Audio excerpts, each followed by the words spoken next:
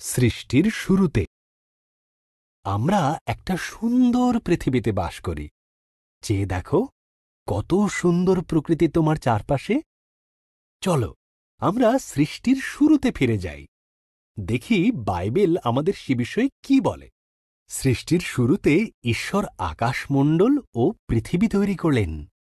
ঈশ্বর অন্ধকারকে বললেন, আলো হোক। এই আলোকে তিনি নাম দিলেন দিন, আর অন্ধকারকে নাম দিলেন রাত্রি। প্রথম দিন শেষ হল। এরপর ঈশ্বর উপরের জল থেকে নিচের জলকে আলাদা করে ফাঁকা জায়গা তৈরি করলেন, যার নাম দিলেন আকাশ। দ্বিতীয় দিন শেষ হল। ঈশ্বর সমস্ত জল একত্র করলেন। এর ফলে শুকনো জায়গা দেখা দিল। তিনি শুকনো জায়গার নাম দিলেন ভূমি, আর জমা জলের নাম দিলেন সমুদ্র। তারপর তিনি তৈরি করলেন ঘাস, শস্য ও গাছপালা। তৃতীয় দিন শেষ হল।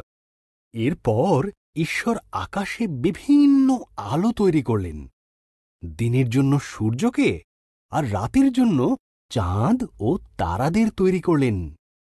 চতুর্থ দিন শেষ হল। ঈশ্বর মাছেদের সৃষ্টি করলেন জলে সাঁতার কাটার জন্য, আর পাখিদের সৃষ্টি করলেন আকাশে ওড়ার জন্য। তোমাদের সন্তান হোক, তিনি তাদের বললেন। তোমরা বংশবৃদ্ধিতে ও সুরে পৃথিবীকে ভরিয়ে দাও। পঞ্চম দিন শেষ হল। এরপর ঈশ্বর পশুদের সৃষ্টি করলেন। তিনি গৃহপালিত পশু, বন্য পশু ও সরীসৃপ প্রাণী তৈরি করলেন। ঈশ্বর বললেন, আরও একটি সৃষ্টি বাকি আছে, যা সবার মধ্যে অত্যন্ত মূল্যবান।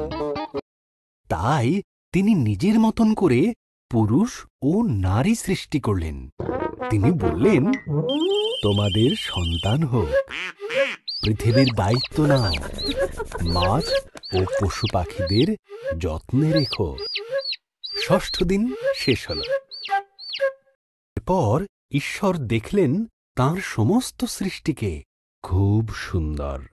তিনি বললেন, এই সপ্তম দিনে তিনি বিশ্রামে গেলেন এবং দিনটিকে স্মরণীয় করে রাখলেন। সপ্তম দিন শেষ হল।